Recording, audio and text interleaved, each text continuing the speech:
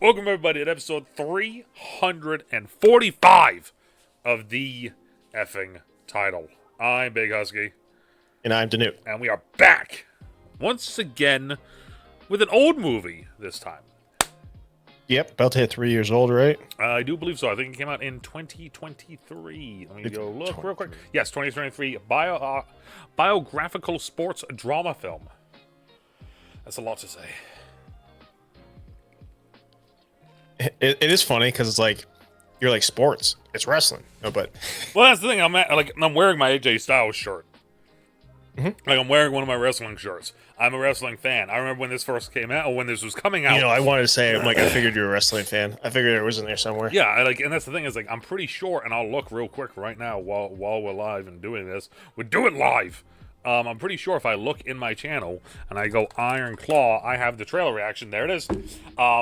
October 12th, 2023, the Iron Claw official trailer from A24 reaction that I did.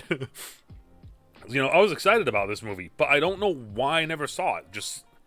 It came out December 23, so it came out, just like 2 years ago. But it's like, this was one of those ones that like I was excited for, and then just something happened, and it just blanked on me, and then I opened up Netflix, and on Netflix it was like, here's the new movie that we have.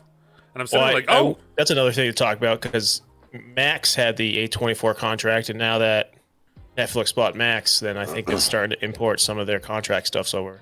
Mm-hmm. All right, so Iron Claw. Iron Claw. Rating. Right off the rip. 9 out of 10.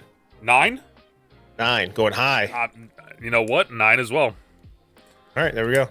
I loved and hated everything about this film. And it's by design, right? Yes, 100% by design. So it's one of those things that I've always known about the Von Erich curse. Yeah.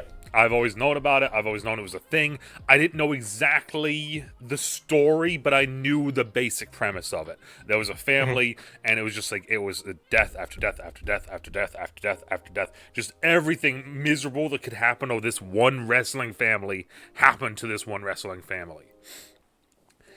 So when they said that they were going to do a movie about it, I was like, this is nuts.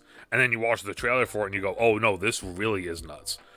Mm-hmm. And then you get into it and you start watching it, and it was one of those things where I think after 15 minutes, I sent it to one of my friends, Haunted. Hi, Haunted. He's the guy I watch wrestling with to this day. Okay. So like I follow wrestling where it's like I watch bits and pieces on TikTok and everything. And then when big pay-per-views happen, I watch with Haunted. Like, that's kind of how we've been doing this thing for a couple years now. Like, I think every WrestleMania and, like, I want to say SummerSlam, or maybe Survivor Series. There's mainly WrestleMania and then another one of the big ones. Every single year we watch together. Like, it's one of those things. It's done. So I sent him a message after, like, 10 minutes, and I was like, this may be the best movie I've seen in years. Within the first 10 minutes. I was like, done. Like, not even a question. Let's get into the actors, the acting, the characters. Fantastic across the board. Yep. Like there wasn't a character where I was like, oh, I don't like this character, or like that sort of thing. No, or they were everything was like masterclass acting, I'll say it. Yes. It was unreal. I mean, and it's one of those things that the coolest thing as well, and I don't know if you know this or not, so I'm looking to see exactly who he was. So Chavo Guerrero Jr., one of the Guerreros, one of the legendary Guerrero. I'm glad you know so much about wrestling, because So he was the Sheik in this, which I think he was very early in the movie. But Chavo Guerrero Jr. is one of like legacy. He's like wrestling legacy in Mexico, right? He's a Guerrero, related to Eddie Guerrero, like that whole, all of that. I'm gonna find it real quick here because there was a thing about it. So in October 2023, Marshall Von Erich, Kevin's son, praised Guerrero's role as the wrestling consultant, highlighting the accuracy of the film's wrestling sequences and complimenting Efron's performance. Kevin Von Erich also positively highlighted Guerrero's contributions, stating, "He did a great job pushing the cast and getting them ready. It is a lot more difficult than it looks, and they did so well." So having a guy that is like I said, wrestling legacy, right, as a consultant in the film, making sure the wrestling looks right, because it's one of those things, and it's a thing that's always talks about in the wrestling community, where the style of wrestling has changed and evolved over the years, right? Yeah. Because you watch a lot of what they're doing there, like it's like headlock, throw down, and then taunt the crowd. You know, like run This was side like, body. This style's like way more brutal, and now it's like Yeah. a flair wrestling, where it's all like acrobatics. So it was one of those things where having him in there doing it, I was like, that's incredible. And you only see him for a little bit, and they don't really highlight it too much. But there's one part where it's right after, and I mean, saying this is going to get into spoilers, but it's been 2 years, so if you don't know, then that's on you now at this point. Zac Efron's character, Kevin Von Erich, has now lost, I think, he's lost 2 of his brothers. One of them doesn't have a foot. So he's like kind of he's kind of lost in his own world. He doesn't have his brother to wrestle with anymore because they started kind of tag team wrestling for a little bit. And you see him in the ring, and there's someone else in the ring, and he's wrestling, and he's hyping him up on the outside, and he goes to make a tag, and the guy doesn't tag him in. And instead, the guy just kind of goes into business for himself. And so that person listed is Lance Von Erich, who is a non-related wrestling build member of the family that do that sometimes, where they just they'd be like, oh yeah, this is just, this is Lance. Lance is, I want to point out something. Yeah. I'm sure you're familiar with it. So in the movie, there's 4 brothers, right? Yes. Real life, there's 5 brothers. Yes. And it's funny because they purposely left out one of the brothers because they're like, it was such a tragic death that they were like, we had to leave it out. Even they kind of merged. They merged, if I remember correctly, because I was talking about this with someone. And actually, hold on a second. Let me look at my phone real quick. Because Kevin Von Erich's like, you know what? They left it out. Yeah. And that's fine because it would have almost tainted the story. Yes. Yeah, so shout out to Haunted for this, because Haunted did give me a lot of more information that I already knew. He said, but also it was the right move for the story to make some changes here or there, like combining Chris Von Erich and Mike's story into one. So, that was one of those things, they combined the two, and on this thing that I'm looking at here, Dave Meltzer, who a lot of people don't like Dave gives, his views sometimes are iffy, to say the least. But he said that he noted that some members of the professional wrestling community heavily criticized the exclusion of Chris Von Erich from the film. But he agreed that the inclusion of Chris would have prolonged the length of the film greatly.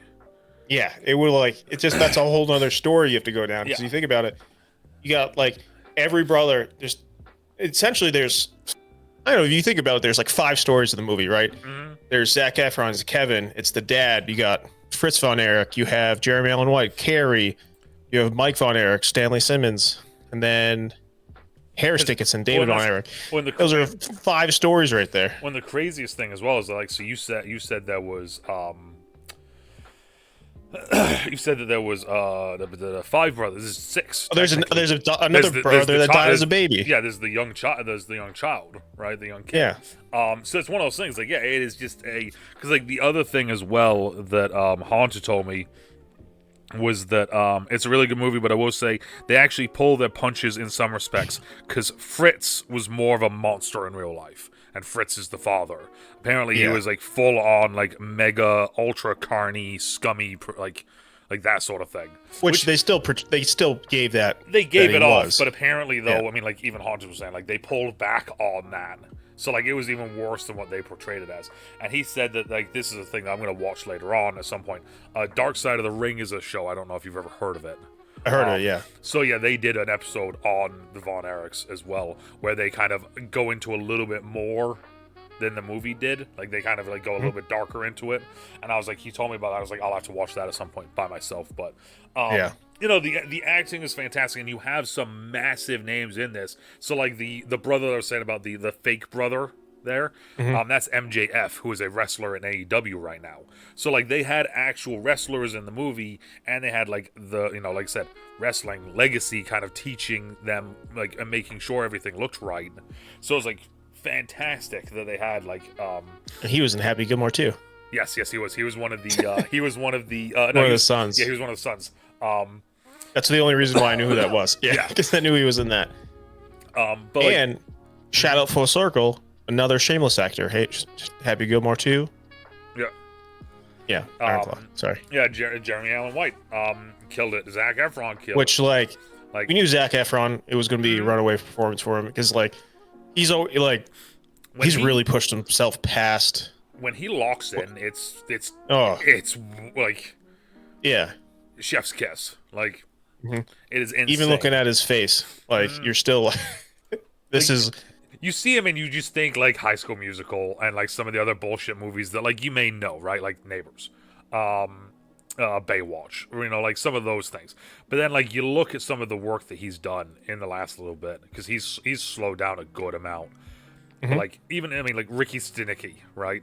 Like think about that. I liked Ricky. Well, so, like- Did you see Ricky Stingy? I've seen bits of it, but like this is like It's dumb, but it's really fun. Yeah, And but, like, you it's- know, like he went the greatest beer run, Iron Claw, Ricky Stenicki.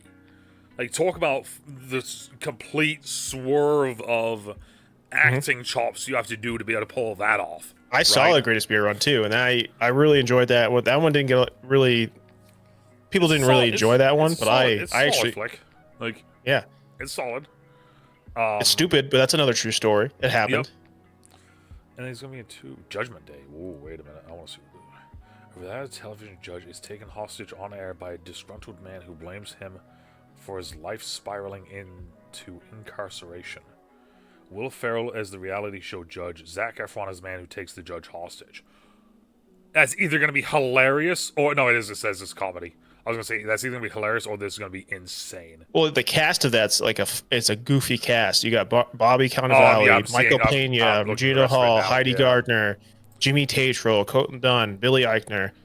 I didn't. Even Those look are at all that. Yeah, I very didn't- funny yeah. people. Like But yeah, no. So like, yeah, Zac Efron, leaps and bounds was like the main guy. He did a fantastic job. and then Jeremy Allen White, Jeremy Allen White was, which like I think this was like his first adult movie. oh really? Yeah, because he Because I so looking yeah, I was gonna say because I he know had from Shameless, and you know, like he was in a couple little things, but like he was in the Birthday Cake, whatever, for Fremont Fingernails. All right, so you have he was doing The Bear at the time. Yeah. He did a season of The Bear before this. He did The Iron Claw, and then he did Springsteen, Jesus, which that was like between Bear and the Iron Claw. I'm gonna say that's probably, because I'm gonna tell you right now, a lot of these other movies I've never freaking heard of. I mean, mind you, there's he a was lot in of movie movies. 43. Yeah, we're not talking about that movie ever. That segment though he Ever. was in was very funny. Is that the one He was where a homeschool. Oh, and He was the getting homeschool kid getting bullied by his mom. parents. Yes. Okay, that one Yeah. was funny. It was funny. Yeah, that like yeah, it was. He's in the new Star Wars Mandalorian Grogu. He's a voice, but that's fun. Yeah, that comes out this year. He's Boba Hutt's son. And he's in the new Social Network movie. The Social Reckoning. Yeah, And which then Enemies. that movie. I don't understand why people love that movie. That movie's like Which one? for like millennials. That's like their Godfather. I don't get it. Oh, what the Social Network? Yeah, Weird. like seriously, it's like a lot of people's like top 3, Okay. top 5. I don't get it. Yeah, that one Okay. I don't get that one, but Apparently, he's also going to be in a movie called Enemies coming up here soon. It's a crime film, and it's him and Austin Butler. hell yeah. It says a detective has a battle of wits in pursuit of a fugitive contract killer.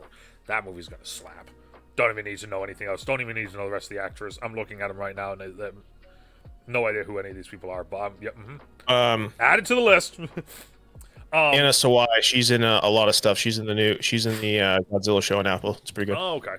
The only other two, I mean, of course, I say two. There's only one other person I really want to hit on.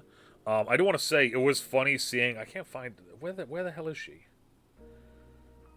Oh yeah, the girlfriend. No, not the girlfriend. I was thinking of the mom.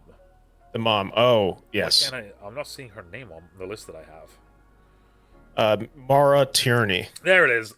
Fantastic actress. It was cool seeing her again because like she's been in some stuff like everybody knows. She's just kind of one of those. It was like she's almost one of those the sweethearts, like the ones that you just you love to see her, and like everyone had a crush on her at some point. She was in Liar Liar. I mean, she was in ER forever. Yeah, like even her top four credit ER, Liar Liar, Beautiful Boy. Beautiful Boy is a heartbreaking movie. I don't know if you saw that one. Nope, haven't seen that. The trailer makes me cry. I know her from Liar Liar.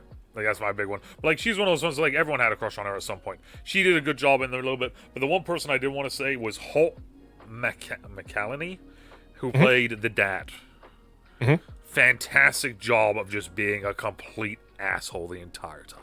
And he always plays an asshole. So like he's gotta in real life he's gotta be an asshole or like the nicest guy in the world. Right. It has to be. It's one or the other.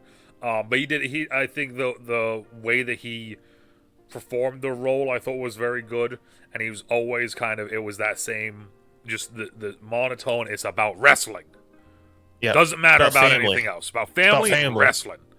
If you're not doing those two things, like the only reason why Jeremy Allen, I keep saying Jeremy Allen. The only reason why Kerry comes back is because the Olympics get canceled. He was he was going to the Olympics. Yeah, and was it Reagan? Potentially. I don't know presidents. So I haven't seen it. I haven't seen the movie in a while. I bought the movie because that's how much I wanted to see it. I didn't see it in theaters. I bought it. I've seen it twice. I watched it on my own, and I made Kat watch it with me one night. And she's like, "Why did you make me watch that? It was heartbreaking." She was crying. She's like, "What? Yeah, no, is this movie?" It's that's the thing. Is like I said, let me check the final message that I sent to Haunted because, like I said, I knew we were going to talk about it, so I just want to send messages to Haunted about it. Let's see here. I was like watching that for the first time ever. This movie is so effing good. Haven't even gone to the heartbreaking parts. I'm only 15 minutes in, and he goes strap in. I was like 1 hour in. This is going to be the highest rated movie I have ever reviewed. And then at the very end of the movie, I wrote, "This effing movie is destroying my soul." Yeah. And that's the thing is like all of the actors in it just fully committed, and I think that's the biggest thing, is like they all fully committed, and I think that's the beautiful thing about this movie is like because it is such a sensitive topic, it is such a big thing, right? Is it ended up two of them from suicide?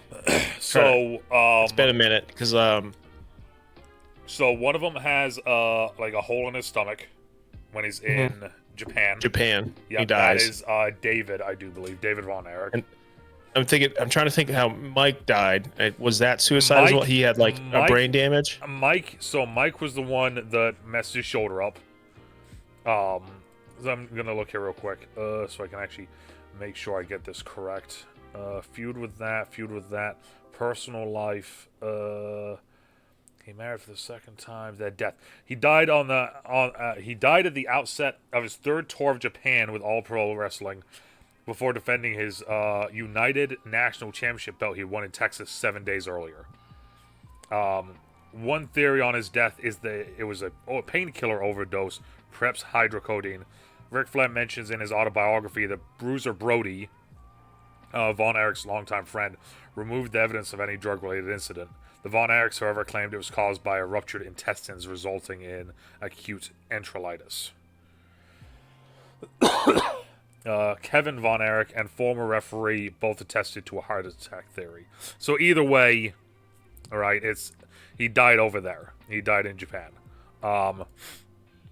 Mike Von Erich left a suicide note for his family, then went to Louisville Lake, originally known as Lake that where he drank alcohol, overdosed on sleeping pills. A few days before his death, Mike had been arrested for a DUI and marijuana possession. His body was found 4 days later and buried. So there was that. Mike's story was covered as part of that. I am glad to set Mike's story.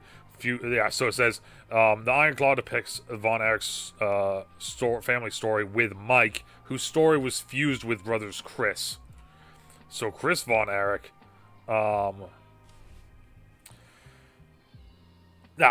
so Chris was found by his brother Kevin and his mother outside of their family farm in Edom, suffering from a self-inflicted 9mm gunshot wound to the head. According to Kevin, which I think he kills himself with a 45 in the movie. Yeah. But Chris came to him in the middle of the night, wanting back a VCR recorder Kevin borrowed from him. After noticing Chris sitting alone on top of a hill, Kevin went out and talked with him, where he revealed his suicidal tendencies concerning his condition. He had broken his arm earlier that month.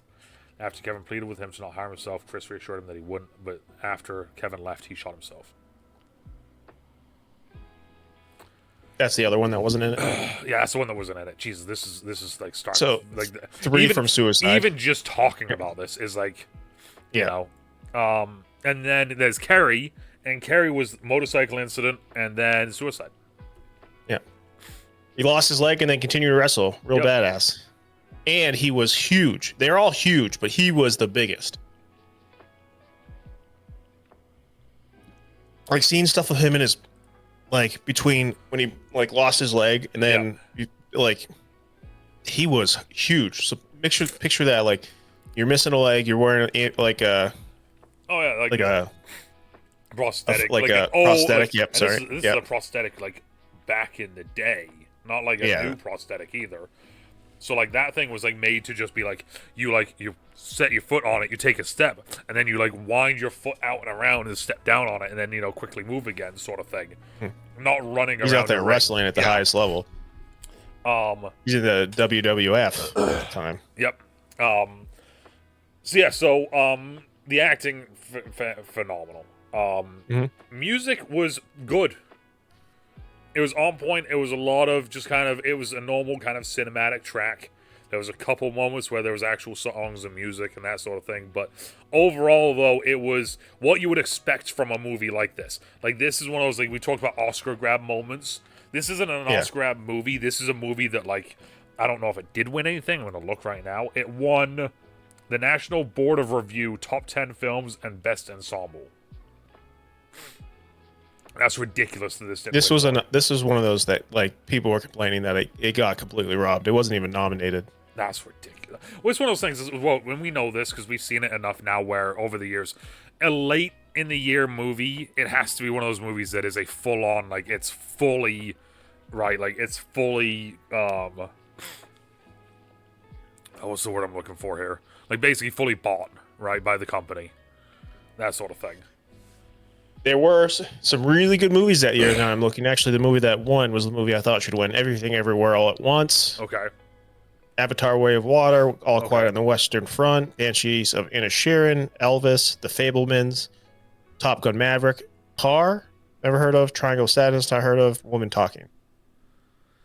So there was a stacked year for sure. Yeah. Fabelmans, that's a tough one. I don't think that should have been nominated. But I mean, like best. So like there was they were nominated for a bunch. I mean, Chavo got nominated for a bunch of stuff. Zac Efron got nominated for Best Actor.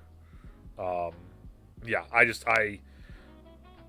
got 7th place at the Austin Films Critics Association Awards. Tough. 7th. Hold up. Yeah. It took 7th. Oh, okay. So best film was Killers of the Flower Moon. Okay. Yeah, makes sense. Oppenheimer. Yeah. Makes sense. Poor Things. Didn't see it. Past Lives. The Holdovers. Godzilla -1, and then The Iron Claw. You know, it actually it makes sense though. Seeing it like that, it's like, okay, fair. It's stacked. The cards are stacked. Yeah, so I mean, like, it's one of those things. Like, it's still such a freaking. Oppenheimer wasn't even nominated though. That's crazy. Okay, so, story. You know who was nominated that year and won? Ki-Hai Kwan for Everything Everywhere All at Once. Oh, was Best he? supporting actor. There we go. Yeah. Won the Oscar. So the movie is so. I mean, we've been talking about it, but still, here we go. So the movie, it follows the life of the Von Erich family. The Von Erich family is one of those things that a lot of wrestling fans, like true wrestling fans, know, because it is like when you have a thing that is I'm trying to think of a way to word this, but it's just coming out as jumbling, so just deal with this. When it has a moniker to it, that's when it's kind of a big thing. So this is the Von Erich curse, is what the movie basically follows. The Von Erich curse refers to a series of tragic, premature deaths and unfortunate incidences that plagued the family of a wrestler, Fritz Von Erich. Out of 6 sons, 5 died young due to accidents, illness, or suicide between 1959 and 1993, with only 1 son surviving, making it a prominent, tragic wrestling story. And you could even remove wrestling from that and just say story in general.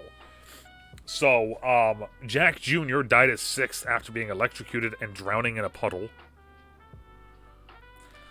David died in Japan, officially from intestinal inflammation. Mike died by suicide at 23 following a severe injury and toxic shock syndrome. Chris died by suicide at 21. Kerry died at suicide at 33 after a motorcycle incident left him as an amputee. And Fritz died of cancer, outliving 5 of his 6 sons. It's just as heartbreaking as you think it would be. There are moments in this movie where, like, you literally have to, like, I paused a bunch because I was doing a couple other things, not a whole lot of things, but I was doing a couple other things. But there were moments in this movie where I had to pause to kind of take a breath because it was just kind of one of those things. It was like, oh, because like we said about how good the acting is. The acting is going to make you feel terrible watching this movie in a great way. Yeah. But like the Oscar grab for me in this movie was like the final scene with Zac Efron sitting on the lawn and he's staring at his kids and he's like thinking about the life and thinking all this stuff. I'm like, that's the scene that broke me and made me cry. Yeah, when it's like he's sitting there kind of just like almost relieved to an extent that he's done with wrestling. Yeah. But now at the same time, it's like it's just like he has like. He doesn't have any of his brothers left. He has like almost nothing other than his kids. And then his kids come up and it's like, you know, you okay, Dad? And he's like, I was like, yeah, no, men shouldn't cry. Men shouldn't cry. And he's like, and the kid's like, it's okay to cry. I cried earlier. And then you can kind of like the heartbreak just right when that happens as well. Where it's just like, like for me, the scene that gets it is him showing up right before Carrie's suicide. That sequence, and then picking up his body and taking it into the house. That sequence broke me. Which, like, strong carrying that man around. Oh yeah, like this, and it's just in your arms like this. So the movie follows the story of this. They did change some things. They did tweak some things a little bit, as we were saying about how they mixed Mike and Chris's story. Also would have been a 3-4 hour movie otherwise. But it's one of those things, and I said this to Haunted, where this is a true story. This is a movie based off of a true story. They changed a couple things. That's perfectly fine with me. If they need to change a couple things for movie purposes to make things a little bit better, I'm okay with that. Because there are some stories that just like straight up can't or shouldn't be told fully. Right? They got the majority of the thing down. They got the main point across that this family dealt with this.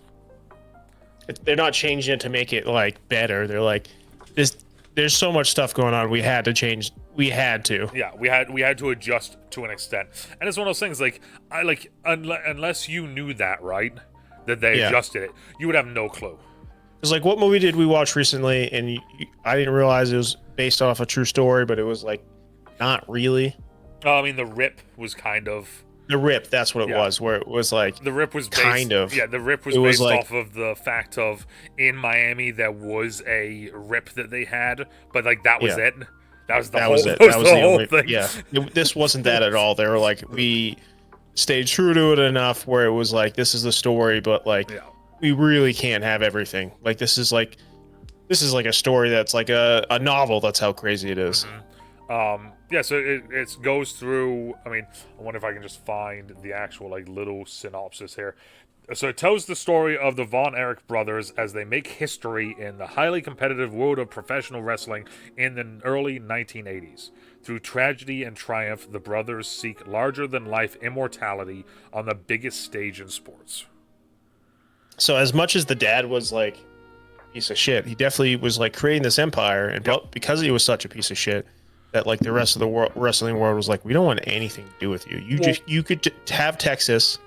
So that was one of the other things as well, is that like so it says here, so it says in 1979, World Class Championship Wrestling is owned by retired professional wrestler Fitz Von Erich, who once dreamed of winning the NWA World Heavyweight Championship. So right there already, you're probably sitting there like, what is NWA? What is WCCW? So back in the day, before WWE or WWF at the time ran through everything, there were different territories in the United States. So each territory had their own champion, had their own shows, had their own promoters, had their own everything. Now some of them, like the NWA, was bigger than some of the other ones. Some of the other ones were smaller, right? It was all based off the territory that you were in. But then the WWF kind of started to eventually be like, oh no, we're going to take this one, and we're going to go into this area. We're going to go in this area. This is a whole other story and side thing you can look into eventually. But if you just look up like old wrestling territories, you'll get like a map of the US, and it will show you all the different old territories that there used to be. So that's the thing that's kind of cool with this too, is that like it's the only thing that exists like that now is little wrestling. There's the Dwarfinators, there's Little Mania Wrestling, there's Midget Mayhem, there's Extreme Midget Wrestling, there's Micro Wrestling, there's mini wrestling. So like that's the only thing that exists. I've actually been to one of those events once, which was interesting. It was a fun thing. Well, so here's the thing: is that like, so for instance, like, are those? So like I'm trying to think of the right way to word this. So are those are they territorial exploitate? No, territorial I don't think based. So these were true territorial based. But it's just funny because there's so many groups that with those, because like I've seen like 3 different ones go to the town I'm from. Oh wow, really? Yeah, because I went to one of them, and then they had a bunch of different ones. I'm gonna send you this on Insta because I saw them in a nightclub. Whoa, just chilling after. But like where I saw them, they had the ring set up in the middle of the dance. Oh, floor, they were getting after it. Okay, wow. It was in this nightclub, right? It's not a huge nightclub. It's a decent sized nightclub. Like I have a buddy who just played there like 2 weeks ago. But there's the ring, and then the ring, but like the ceiling's not. It's high, but it's not super high. So like if I stood in the ring, I could touch this. Like I would have to crouch. Yeah. That's how low the ceiling was. But micro wrestling. So I'll send you all on Insta so you can see it. Because it's crazy looking at it, because like it really was like so territorial. Yeah. It's like each area, like those guys only wrestled there, and you would have to make WWF deals. was New England. That's funny. Yep. That makes sense. They are in New England a lot now. Well, and so that makes sense. And their headquarters are in Rhode Island, I do believe. The WWE main office is there. Or Connecticut, Rhode Island, one of the two. One of those in New England. But so the story follows the brothers, kind of like the dad setting up the brothers to climb the ladder, and then it's just one of those things where it's like Carrie's there. I need to make sure I get the names right again, because Kevin is the second oldest son. He's the main guy. He's the dude. He's everything. After the death of the first child, he is the oldest. He's the stand-in oldest. He's still not like the favorite. He's like the guy who clearly wants this the most, though, and he's like always there for his dad. He's always put the family and wrestling first. Yeah. He's always there. He's dependable, but like that, he's not the favorite. Carrie's the favorite. This is actually a theme in the movie where the dad literally lists off his favorites. Yes, and it can always change. Change. But like Kevin's the guy. He's the wrestler. He's doing all of his things, and eventually David becomes is going to be coming in, and you can tell that Kevin isn't good with speaking on the mic. He's not good with giving promos. He's not good at that sort of thing, which makes sense. There's some people where it's like just remembering your lines, what to say, that persona. So there's one moment where he's supposed to be saying something, and he got the wind knocked out of him, and he can barely speak. David takes the mic from him and starts speaking instead, and now suddenly the eyes have kind of moved because, oh wait, David can wrestle and he can talk. And then it kind of moves like that, and then it's also the same thing with Kerry, where like Kerry was the athlete, he's the dude, he's the professional because he was an Olympian, and it's like, oh well, you know, now we move to you instead because you know you're the guy doing this, and it always felt like no matter what Kevin did, Kevin was always a step behind one of the other brothers, even though in the ring he was probably just as good, if not better, than the others. But isn't that's like what wrestling is now? Like, did you see the Fighting with Your Family? No, but I can only think of 4 wrestling movies, like real wrestling movies. Yeah. We have this movie, Fighting with Your Family, which is the movie about Paige. Paige, yes, Soraya is her real name. Which was made by The Rock. Yep. And like, there's a whole scene in that movie where like you have Paige and her brother. They're trying to get into the WWF. Yep. And they're like, how do we get in? How do we get in? And like The Rock, and they're like, they go up and accost The Rock at some event, and he's like, he's annoyed with them, and then he goes off and monologues them for like 30. He basically like cuts a promo on him. He mogs them, and then he's like, "That's what you need." He's like, "All right, peace," and that's like a whole like theme of that movie where Paige had it, but the brother didn't. Yes. But the brother was like the one who really was the huge love of it. Yeah. Not that the Paige wasn't, but the brother was the older one. He'd been doing his whole life, and this is what he wanted. Mm-hmm. But he didn't have like that charisma like she did. Yeah. So what are the other ones? So, The Wrestler, I'm assuming is The Wrestler. Another one. So what's the last one? I just want to know what the movies are now. Ready to Rumble. I just watched it again like in the last couple of months. I made Kat watch it with me, and she's like, "This movie's stupid." I'm like, "It's fun. It's fun." King, Jimmy the King. There's a wrestler recently, and wrestling fans watching this might get mad at me with this, but Ricochet was his WWE name. Okay. Ricochet. He's had a bunch of different names. Prince Puma. Ricochet is the main one though that he goes by. In WWE, he's very flippy. He's agile. He's one of the high flyer sort of wrestlers, but he is terrible on the mic. Yeah. And if you've watched any wrestling from WWE, you know that one of their things is being able to talk on the mic. Mm-hmm. They let him go, and then he went to AEW. Because that's where everyone goes now. If they don't make it to WWE, they go to AEW or TNA. AEW is the big competition for them, though. And it's what's the same thing. WWF Developmental League, their G League? The NXT. NXT. Oh, yeah. Okay. Yeah. So, but yeah, so he went to AEW, and it was like, you know, it's like he's going over there, and oh my God, he's here. He's doing all the things, and it's like he's still terrible on the mic, and he's really good in the ring. So it's like he gets what he gets, basically. You know, it's like, but like, and that's the thing is like you see some of these guys where it's like they can be incredible on the mic and terrible in the ring. We've seen that too, right? That's a part of. Well, like look at we keep talking about actors. Yeah. There's Dave Bautista keeps coming up. Yeah. He's great in the ring. I assume I don't actually know that much about wrestling, but he's also great. Yes. Charisma. You have John Cena. Yes. And you have The Rock. 3 big Hollywood actors right now that came from wrestling. Yeah. Which also, by the way, if so you know what, just because we just went down that path, rank them.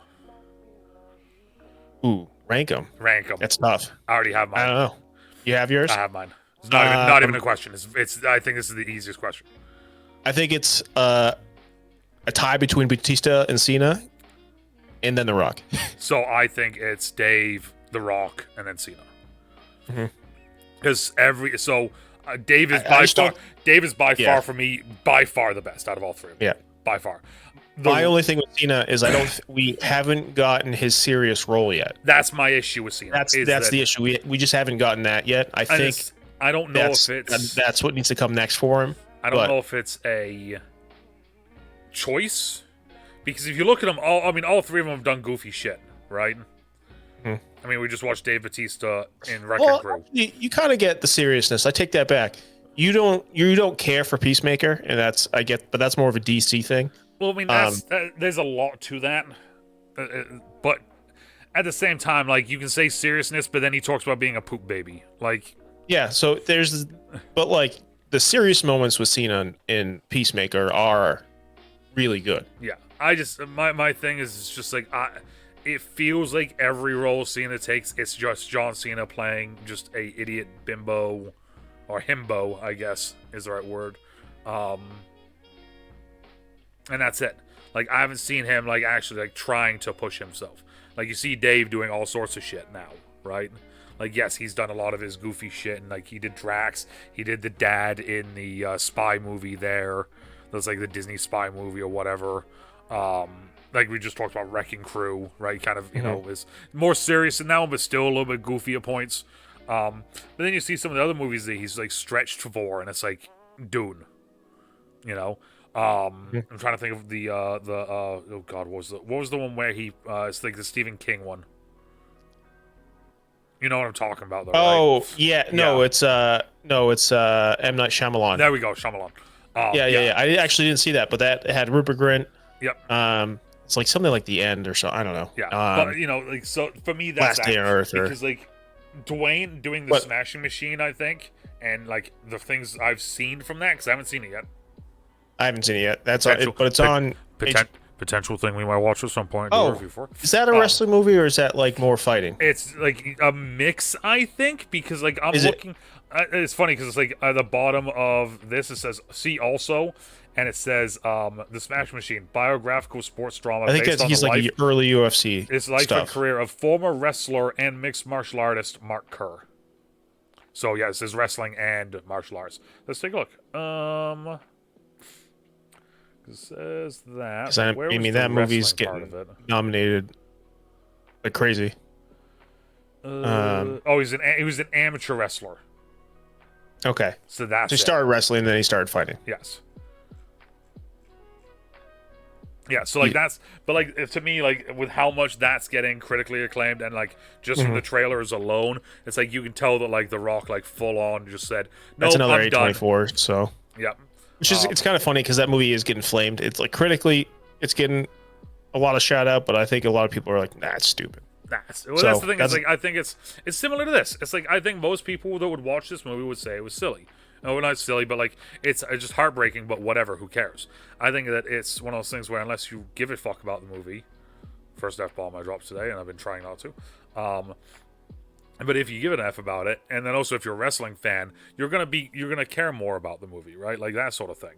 And I think that's the same thing. Like I don't know who Mark Kerr is. I don't know anything about the UFC other than punch, kick, you know, yeah, stranglehold, right? Like that sort of shit. So it's one of those things where it's like, so looking at some of the reviews, Rotten Tomatoes, 89% positive.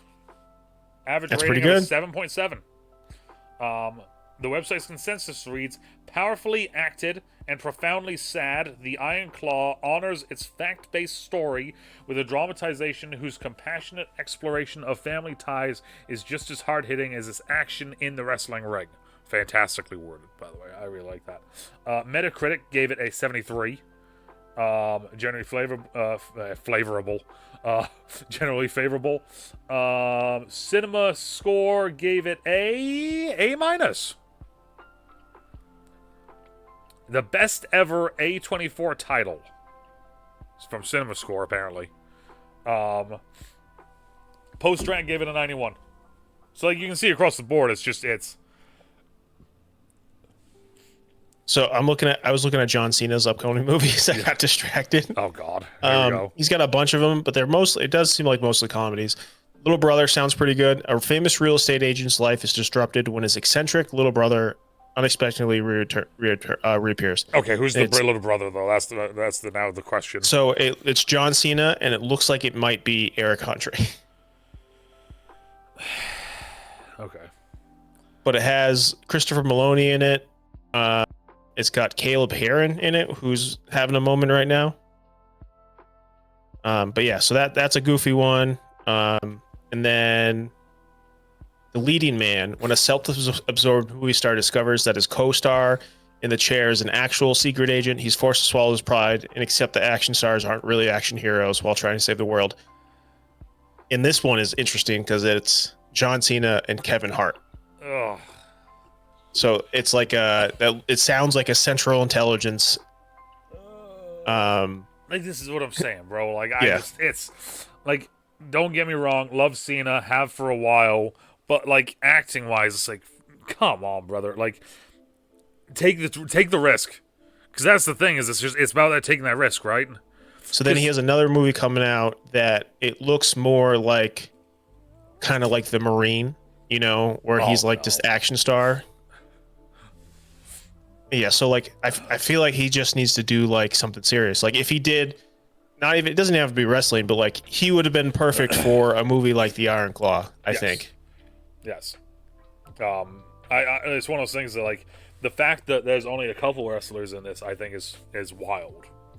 I thought this would be one that more wrestlers would want to be a part of. It does seem like the community either is like, yes, the Von Erichs are like royalty, or like, no, they're a joke.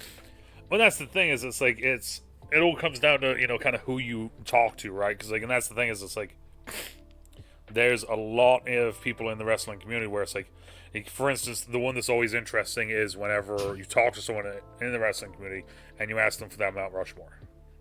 Yeah. Because everybody kind of says similar things, but not similar things. But you can always kind of see, as everybody will kind of, you know. But like, it's one of those, everyone has. What's yours? My Mount Rushmore? Oh, shit. Yeah. I don't have one, so. All time Mount Rushmore. Scotty Too Hottie. So he was my favorite in No Mercy. So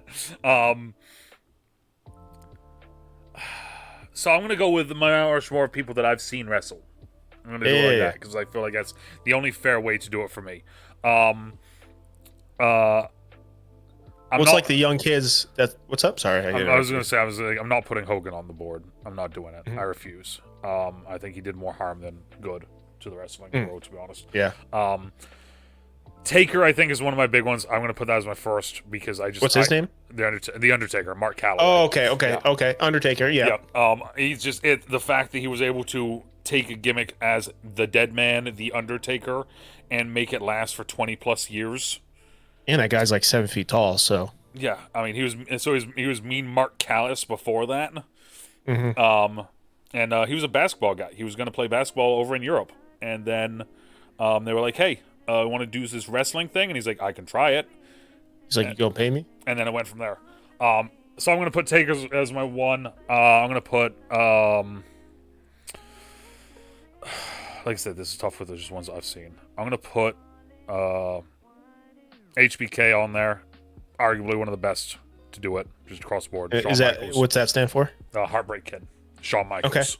Okay. All right. You got to remember. I know. So that's why, like, well, I guess the thing, like, I kind of. I'm still like to know, but that's the thing is, like, you asked, and now it's put me on the spot. And now I'm having a big think.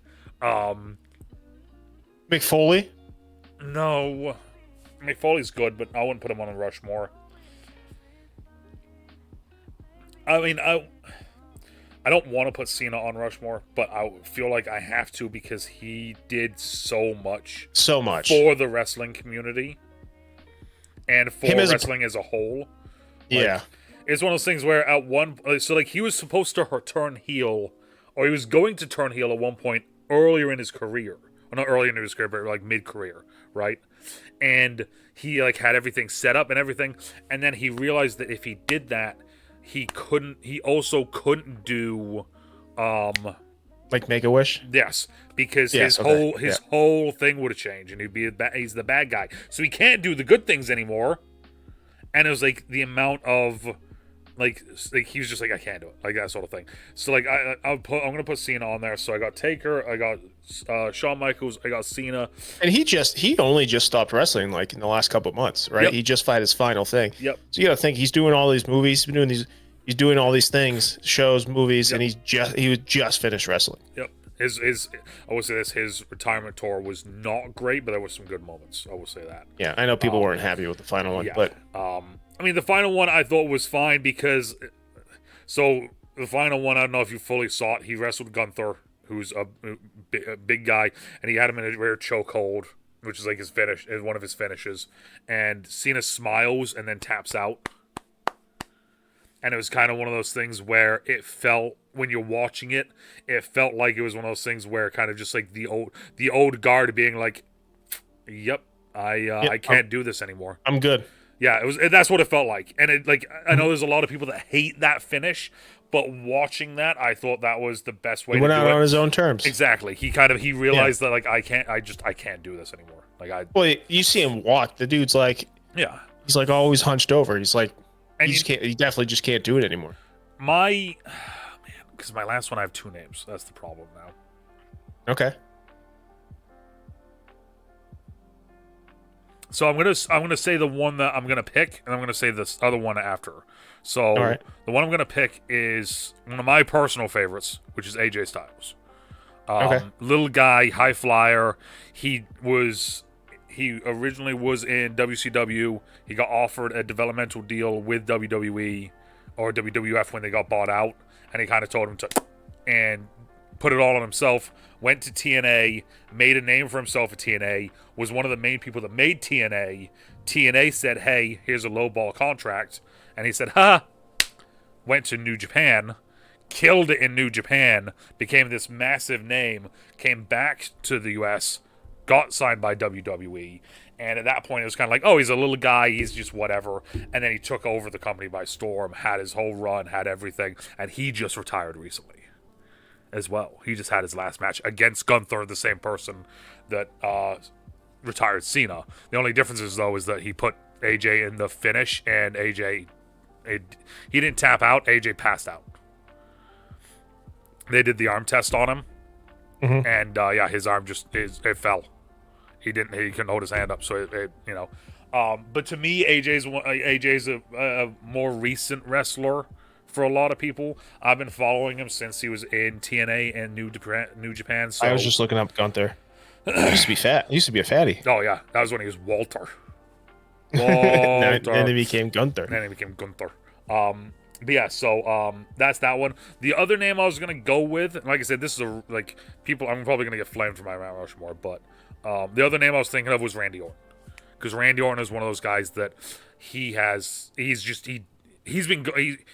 let's put it like this: he came in around the same time as John Cena, Brock Lesnar, Dave Bautista. Randy's the only one that is still going weekly, almost every single week unless he's hurt. And he's still there performing at one of the top levels of the wrestling industry. He just gets better and better every time. As soon as you put him into any sort of feud, that feud becomes immaculate. Like, it's insane. I watched a lot of his sit down with John Cena, and it was nice because clearly, it was like all the showmanship, like the heel stuff was all gone. They were just like two buddies. Yeah. And that, and it's one of those things, like, as the years have gone on, I've grown more of a appreciation for Randy Orton, because it is like, again, his dad was Cowboy Bob Orton, another wrestling legacy sort of thing. He was actually a part of a faction called Legacy, where it was like all the kids of the legends, like that sort of thing. So that was kind of fun. Yeah.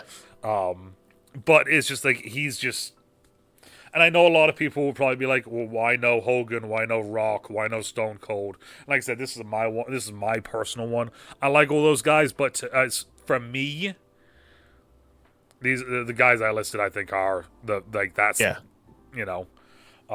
pinnacle to me. And like, there's a lot of names as well that I left off that I could have thrown in there, because like I was thinking about like Bruno Sammartino, old wrestler, but like, one of the main, like, this is back where it's like nothing but chest hair, and the belt barely fits around him, and wrestling, and he had one of the longest streaks alive of with the championship. Just there's so many old names you can throw down, and that's why I went with just my time, because like shit, the first match I remember watching was Taker and Mankind, Hell in a Cell. I woke up early one day, and I went downstairs, and my mom and dad were watching it. And I sat down and watched it with them at like 3 a.m, because we were living in England at the time. So the 5-hour difference. I had no idea what wrestling was, and that was the first match I saw. So, yeah, no, so that would be my 5. That would be my Rushmore. And like I said, people probably flame me for it, but it is what it is. Um, man, now I forgot where we were with this. No, it's good. I'm looking at I guess I was looking at they have star meters on IMDb. Mm-hmm. I don't know if it's you gotta yeah, it's pro. You gotta see it because it looks like it's I can't tell. So it says how much they've moved, but I can't. It looks like Zac Efron went down 3, or he's number 3. It looks like he's down 3. So I just would like to see what those are.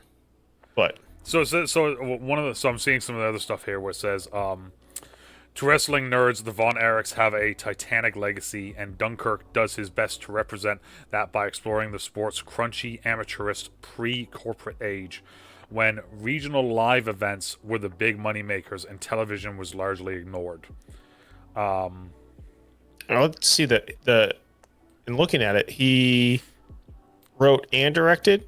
He doesn't have a lot of directing things. He has The Iron Claw, Dead Ringers, some TV show, a couple episodes, The Nest, South Cliff, a couple episodes, Martha, Marcy, May, Marlene, Mary Last Scene. None of these things I've heard of.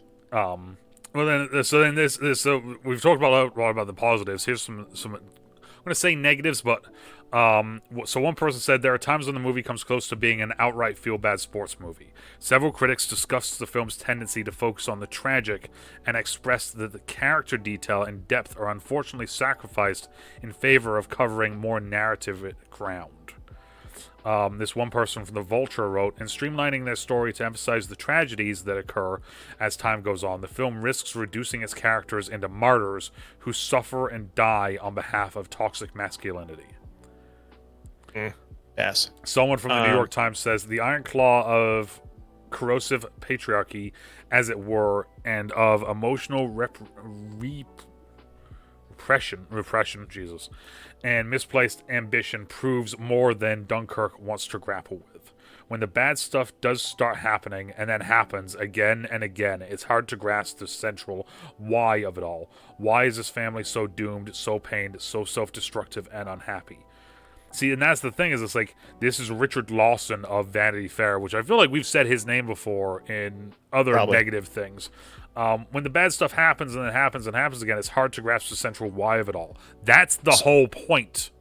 Yeah, I see that. You're oh, so you don't believe in a family that has a passion so badly that it kills them? Yeah, there's a reason why it has the moniker of the Von Erich curse.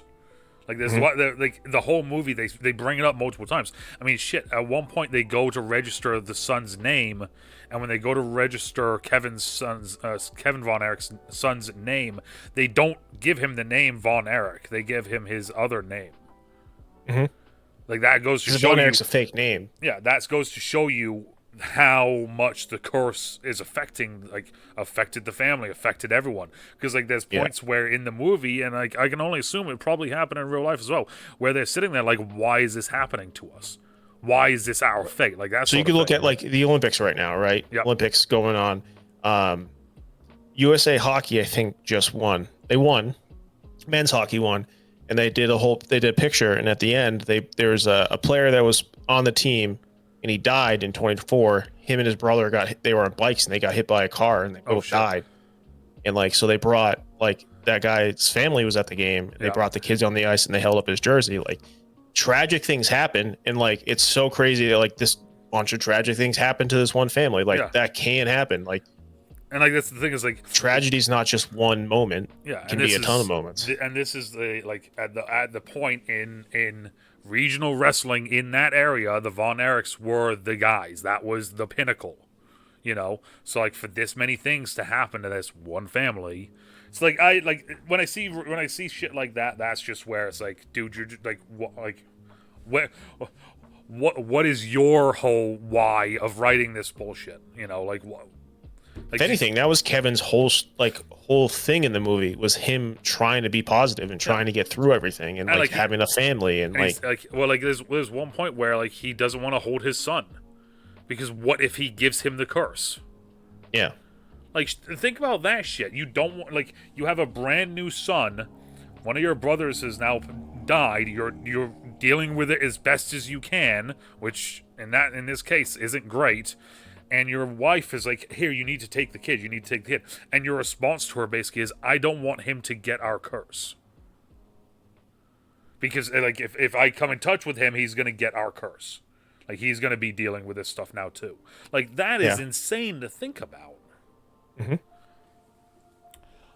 It's a stupid wrestling movie. Yeah, it's a stupid. Why? Why do all these bad things? Why?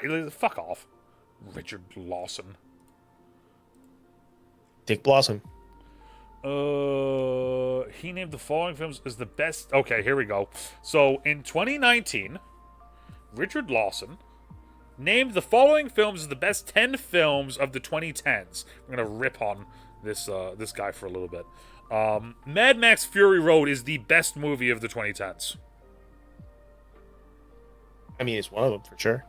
It is the best though. The best. Yeah. Phantom Thread is number 2. Dawson City Frozen Time. Then you have a movie from Denmark, Melancholy.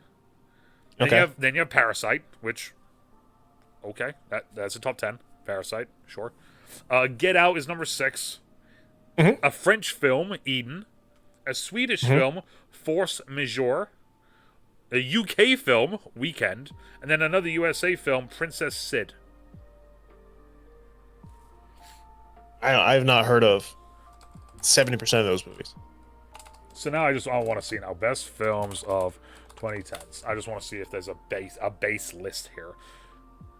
2010s in films. All right, here we go. So here this is now, mind you, this is just worldwide gross, right? We're just talking about gross here. So this isn't the best. This is just what movies made the most. Yep.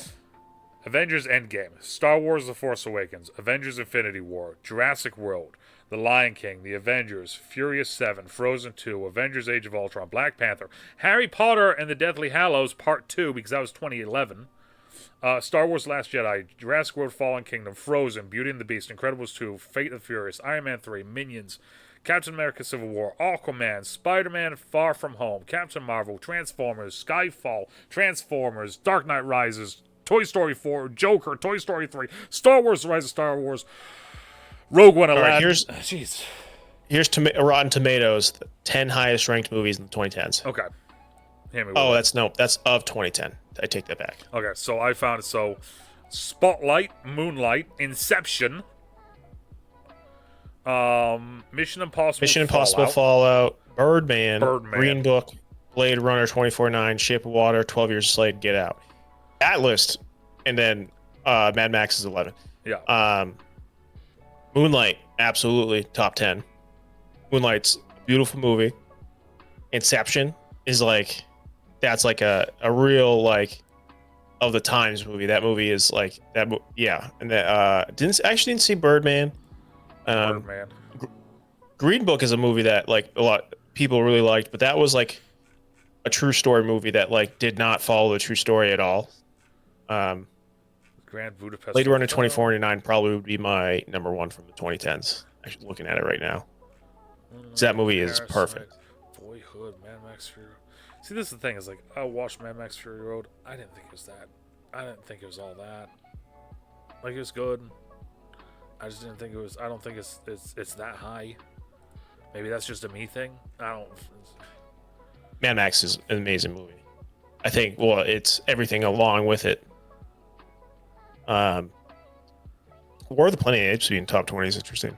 Arrival's amazing. That could have made a list. Whiplash. But yeah, so yeah. That's every now and then we see reviewers like ourselves now, I guess, because I guess technically we are now reviewers. Weird to say. But like some of them, like their criticism of some of this shit is just so in the box. Like, what do you mean this wrestling family that has issues happen to them? Why does it always have to keep happening? Why? Why did the suicide have to keep happening? It's like, are you dumb? Well, so you like look at we brought this up, the Revenant, another reviews where it's like Leo fighting the whole time. Like And you're almost like comparing it to that because that movie was like not a true story. They made it. It's this movie about this guy fighting for his life the whole time. I think it's a semi-true story. I think that guy was a real guy. Yeah. Can't remember. But like this is what happened. This is like what happened to these guys. Yeah. It was a real thing. It wasn't like this narrative thing a story that was written. Yeah, it wasn't like a very broad, basic. Like here's kind of a thing that happened. No, this is like a here.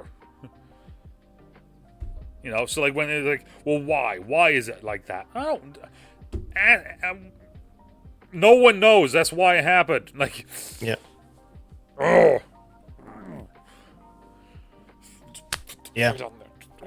The Iron Claw. Oh. But all right. So, any last things, DeNutte? For this one, go watch it if you haven't seen it yet. Yes, 100%. This is the highest rated movie that both of us have given. Actually, no, this is tied for you. This is tied for you. With? Train Dreams? Nope. Give it to me, dog. Weapons. Okay. Yeah, very different movie. Yep, this is my highest. This now takes over from Frankenstein. So, like I said, this is the highest rated movie for both of us. We're just gonna say it. Why not? Go watch it. It's a heartbreaking watch. Just no holding back on it. Just being fully honest with you guys. And like, it's heartbreaking. It's not, and like at its core, it's not a sports movie. Like sports is like it is something that involves sports. Yes. Like a movie I could take that's like kind of comparative to this in a way, not kind of, but not really. Like you look at Any Given Sunday, right? Mm-hmm. Tragic, dark movie. Yeah. But that movie's about the game of football. This movie is about a family who wrestles. It's not about It's wrestling. not about wrestling. Yeah, exactly.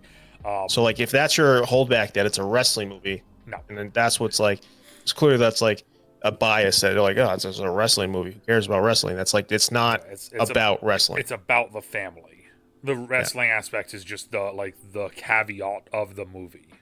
Like if you replace the wrestling with like hockey, with football, with any of those other things, the movie still plays out the same. It's just that it's not true at that point. Right? All right, look at one of the top movies from like that I was always talking. Look at La La Land. It's because I'm looking at it's right here, right? La La Land. That movie is a beautiful movie. It's awesome, and it's like about like two like people that want to be singers, dancers, actors. But like the movie's not about that. It's about like their lives doing that. Yes. While they're doing that. So like that movie, people didn't go and see that. Like sure, it's musical. Don't get like take the musical part out of it. Like they don't go in and going like, oh, this movie about actors and singers, like, ugh. You know, so like, you don't see that like nitpick about it. Yeah. So, so go watch it. This is a fantastic movie, but like I said, be prepared because it is gut wrenching. Yeah. Let us know what your Mount Rushmore of wrestlers are down in the comments down below. I'll be intrigued to see what other people's are. And when I said, I mean, like, give me yours. Don't give me some bullshit where you say, like, you know, like, oh, well, it's Hogan, it's Ric Flair, it's Stone Cold, and it's John Cena. Like, no, give me your true. What is your for Mount Rushmore? Your for. We'll be back next week. We are going to be doing. I don't remember the name of it. I have no idea what we're doing. Okay. I just wanted to throw him off guard. We're doing something. I don't know what we're doing. I think I wrote something down, but I don't remember. We'll find out. Thank you for stopping by and hanging out today. We appreciate it as always. And depending on where you are, morning, afternoon, even night, stay out of trouble, stay safe, and we'll talk to y'all later. Okay, bye.